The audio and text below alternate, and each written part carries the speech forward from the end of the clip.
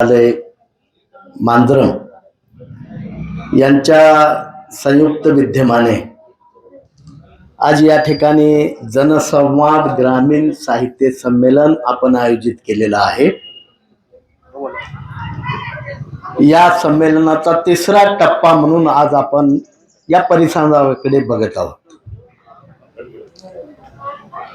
संमेलन म्हटलं की ग्रंथदिंडी आली, संमेलन म्हटलं की उद्घाटन आलं, संमेलन म्हटलं की कथाकथन आलं, काव्य संमेलन आलं आणि परिसंवाद सुद्धा अतिशय महत्वाचा विषय आपण या ठिकाणी या संमेलनामध्ये ठेवलेला आहे।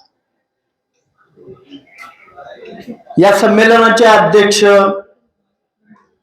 ज्यांनी ग्रामीण भागाची नाळ कायम ठेवलेली आहे, आपलं हे ग्रामीण साहित्य संमेलन आहे आणि ग्रामीण भागाची नाळ जपणारा एक अभ्यासक साहित्य संमेलनाचा अध्यक्ष म्हणून आपण निवडलेला आहे।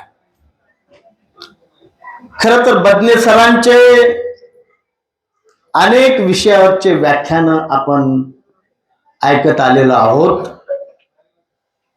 या संमेलनाच्या माध्यमातून त्यांना संमेलनाला पूरक अशा प्रकारचंच भाषण या ठिकाणी आपल्या पुढे ठेवावं लागलेलं आहे। परंतु आई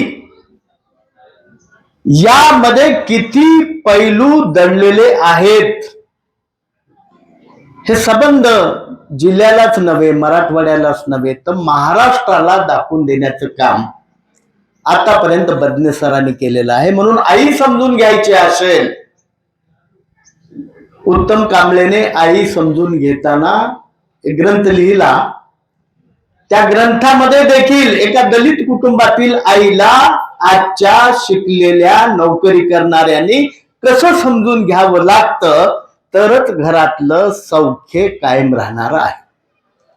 आपण समजूनच घेणार नसू, तिचे कष्ट, तिचं जीणं, तिचा अपमान हे सगळं तिनं सहन केलेलं आहे, आपल्या लेकराला शिकवलेलं आहे आणि त्याची बायको घरात येते आणि तिच्यावरती अन्याय करते। खरं तर आईचे रुसवे फुगवे चालतात, कारण तिचा स्वभावच तसा बनलेला आहे, तशा वातावरणातच ती वाढलेली आहे।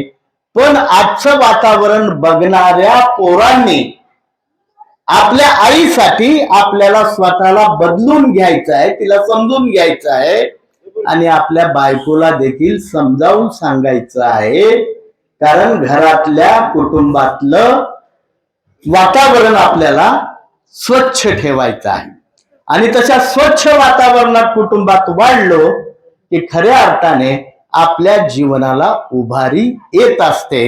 नाहीतर सातत्याने कटकट कटकट कटकटच डोक्यात असेल तर आपण आपलं जीवन घडवू शकत नाही। आणि म्हणून बदने सरांच्या निमित्ताने मला एकच सांगायचं आहे की आईचे वेगवेगळे पैलू त्यांच्या तोंडूनच आपण ऐकलं पाहिजे, कारण आईवरचं प्रेम आपण पाहिलंच पाहिजे। जीवननी बापावरचं प्रेम आपल्या पुढे ठेवलेलं आहे। खरं तर या सर्व महापुरुषांच्या विचाराला अभिवादन करतो आणि या संमेलनाच्या निमित्ताने आम्ही का आलो, डी.के. Waghmare sir, DK. जे नाव केलंय ना, आम्हीच त्यांचं बारसं केलंय, आम्ही त्यांचे बालमित्र आहोत आणि त्याच्यामुळे आम्ही एका रूम मध्ये कॉलेजचे दिवस काढलेले आहेत। पण हे सगळं करत असताना महापुरुषाच्या विचाराची बांधिलकी डी.के.नी तेव्हापासून सांभाळलेली आहे आणि मग आज त्यांच्या जीवनामध्ये ते यशस्वी झालेले आपल्याला पाहायला मिळतात। खरं तर त्यावेळेला 10वी झाल्याबरोबर ते D.Ed. ला आले। D.Ed.च्या वेळेला त्यांनी अनेक प्रेरणा गीतं लिहिलेली आहेत। कुणावरती लिहिले आहेत? बाबासाहेब आंबेडकरांच्या प्रबोधनपर विचारावरचे लिहिलेले आहेत। आणि आमच्या सारख्या सगळ्या त्यावेळेच्या शालेय जीवनातून नुकतंच बाहेर पडलेल्या विद्यार्थ्यांना त्यांचा सहवास मिळाला आणि त्या सहवासामुळे जे विचाराचं बाळकडू आहे ते आम्हालाही मिळालं आणि आज आमचंही जीवन सुखकर झालेलं आहे. मला एकच सांगायचं आहे, विचाराची शिदोरी आपल्याकडे असेल आणि ती बालपणापासूनच आपल्याला मिळाली असेल तर मात्र आपल्या जीवनामध्ये खरा आनंद आपल्याला उपभोगायला मिळतो. कारण या आनंदामध्ये बाबासाहेब आंबेडकरांनी इथल्या दलित पीडित उपेक्षित पोरांना, समाजाला जो विचार दिलेला आहे तो स्वाभिमानाचा विचार आहे, तो स्वावलंबनाचा विचार आहे. तो विचार आपल्या स्वतःला आपल्या डोक्याने विचार करून आपलं जीवन सुखकर करण्याचा विचार आहे. तो त्यांनी स्वीकारला, त्या पद्धतीने वाटचाल केली आणि आमच्यासारखे त्यांच्या सहवासातले अनेक मित्र, आमचे सगळे मित्र आज सुखी समाधानी असलेले पाहतो. त्याचं कारणच हे आहे की यांच्यामध्ये होत असलेली विचाराची चर्चा अतिशय महत्वाची त्या काळामध्ये ठरलेली आहे. आणि म्हणून त्यांना गाण्याची ओढ लागली, कविता करायला लागले, त्यांनी नाटकही लिहिलेलं आहे. म्हणजे एकूण साहित्याची ओढ, आपलं जीवन अनुभव आपल्या साहित्यामध्ये मांडण्याचा प्रयत्न त्यांनी केलेला आहे. आणि त्याच्यामुळे साहित्यिकाचं कामच हे आहे, भोगलेलं जे काही आहे ते आपल्याला भोगायला मिळालं, पण ते आपल्याला बदलायचं आहे. त्या बदलाप्रमाणे आपल्याला वाटचाल करायची आहे.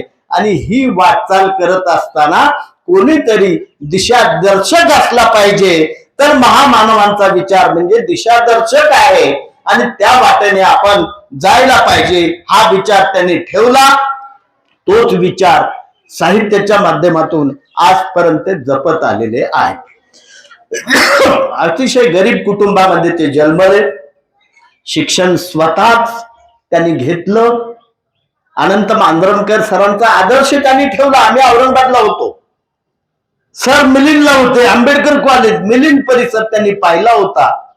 बाबासाहेबांच्या पावनभूमीत आपल्याला यायला मिळतं आणि या पावनभूमीचं वैशिष्ट्य हे आहे की इथल्या दुबळ्या माणसाला सबळ करण्याचं काम शिक्षणाच्या जोरावर बाबासाहेबांनी केलं. आणि म्हणून आम्हाला सबल व्हायचं आहे, आम्हाला स्वाभिमानी व्हायचं आहे, आम्हाला स्वतःच्या पायावर उभं राहायचं आहे. ही भूमिका ज्यांनी ज्यांनी आपल्या आयुष्यात घेतली ते खऱ्या अर्थाने कर्तव्यदक्ष राहतात असं मी स्वतः जाणतो. खरं तर आपण या साहित्य संमेलनाच्या माध्यमातून परिसंवादाचा विषय जो ठेवलेला आहे तो विषय